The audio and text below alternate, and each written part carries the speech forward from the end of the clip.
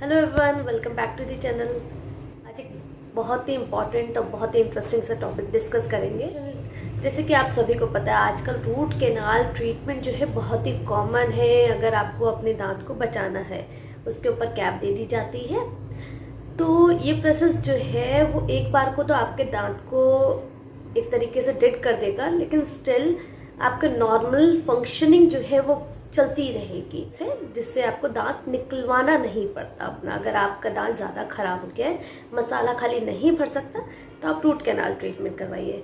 लेकिन कोई भी ट्रीटमेंट अगर आप करवाते हैं, करवाने के बाद अगर आप सोचते हैं बस हो गया सब कुछ ठीक, अब मुझे उसकी देखभाल करने की ज़रूरत नहीं है, तो ऐसा बिल्कुल भी नहीं है। ये आप मिस्टेक करते हैं। जब भी आप अपने नेचुरल दांतों का ध्यान नहीं रखते तो उसमें कीड़ा लग जाता है, जबकि वो इतना स्ट्रांग होते हैं।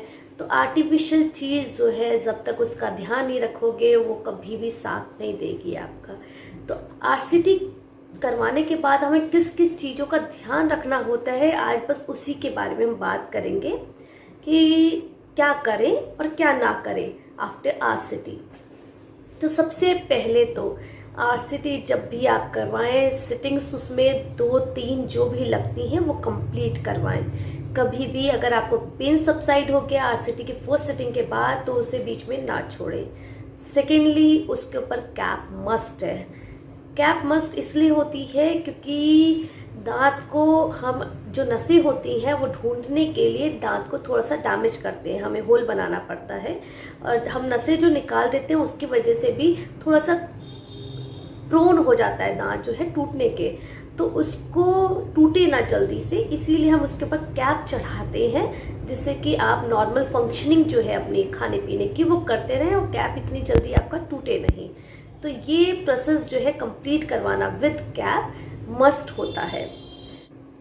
सेकेंडली, जब भी आप आरसीटी चल रही है तो उस तरफ से, उस दांत से कुछ भी ना खाइए जब तक प्रोसेस चल रहा है आपका, क्योंकि उसमें बार बार जब भी आपको डेंटिस्ट बुलाता है तो उसमें कच्ची फिलिंग करता है। कच्ची फिलिंग जो है उतना स्ट्रेंथ नहीं देती है, हालांकि पक्की फिलिंग भी उतना स्ट्रेंथ नहीं देती जब तक कैप नहीं लगती, लेकिन स्टिल पक्की फिलिंग से थोड़ी बहुत स्ट्रेंथ आपके दांत में आ जाती है। और कच्ची फिलिंग से बिल्कुल स्ट्रेंथ नहीं आती, तो आप अगर खाने की वहाँ से कोशिश करेंगे तो दांत ब्रेक होने की, जब भी आपका ट्रीटमेंट चल रहा है उस दौरान ही ब्रेक होने के चांसेस जो हैं वो बढ़ जाएंगे। कई बार हमें आरसीटी करने के लिए, मोस्ट ऑफ द टाइम हमें आरसीटी करने के लिए एलए लगाना पड़ता है, यानी कि एनेस्थीसिया लगाना पड़ता है, लोकल एनेस्थीसिया। तो इसलिए जब भी आप घर जाएं आरसीटी करवाने के बाद, आरसीटी की सिटिंग देने के बाद, तो जब तक आपकी एनेस्थीसिया का असर है तब तक कुछ भी ना खाएं। लिक्विड ले सकते हैं लेकिन खाएं कुछ भी ना, क्योंकि वो एरिया जो है वो आपकी वहाँ पे सेंसेशंस नहीं पता चलेंगे आपको।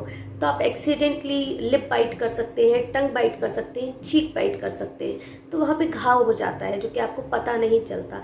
तो इसलिए अवॉइड करिए कोई भी चुई चीज़, जो भी चबाने की चीज़ है वो खाना, जब तक कि आपकी एनेस्थीसिया जो भी लगा है उसका असर ना उतर जाए।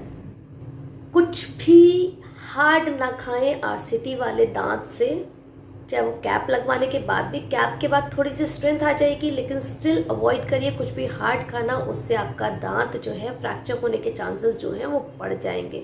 आप नॉर्मल रूटीन जो है, आरसीटी अगर आपकी कंप्लीट हो गई है तो नॉर्मल रूटीन वाला खाना तो आप खा सकते हैं, लेकिन कुछ भी हार्ड है, कुछ भी स्टिकी है, ये फूड ना खाएं। स्टिकी फूड जो है वो आपके मसाला स्टिक करके निकाल सकती है, हो सकता है कैप जो है स्टिक करके निकल जाए, तो इसलिए स्टिकी फूड ना खाएं उधर की साइड से। दूसरी बात है, कुछ भी हार्ड ना खाएं जो कि आपके दांत को हार्म करे और ब्रेकेज की तरफ आपको बढ़ाए।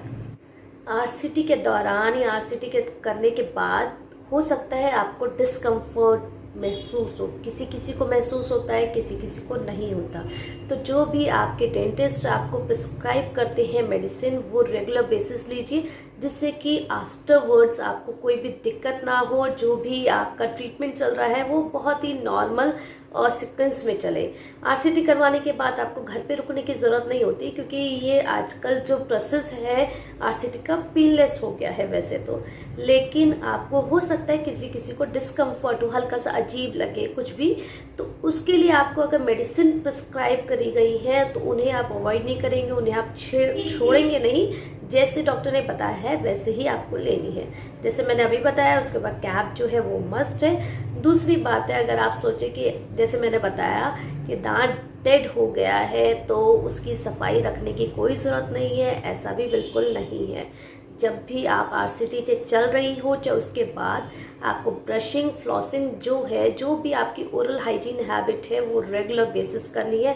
किसी भी चीज़ में आपको कमी नहीं छोड़नी है।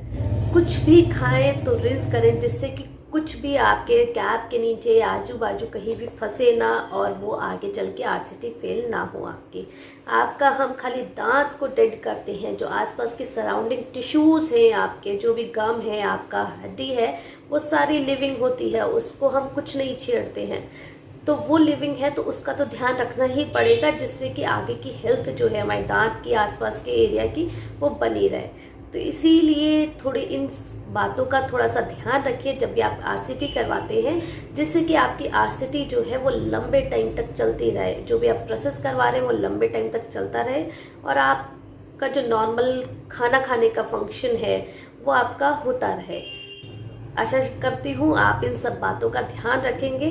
कोई और बात है जो कि आप मुझसे पूछना चाहते हैं तो आप मुझे कमेंट बॉक्स में छोड़ सकते हैं, मैं कोशिश करूँगी उसका रिप्लाई करने की।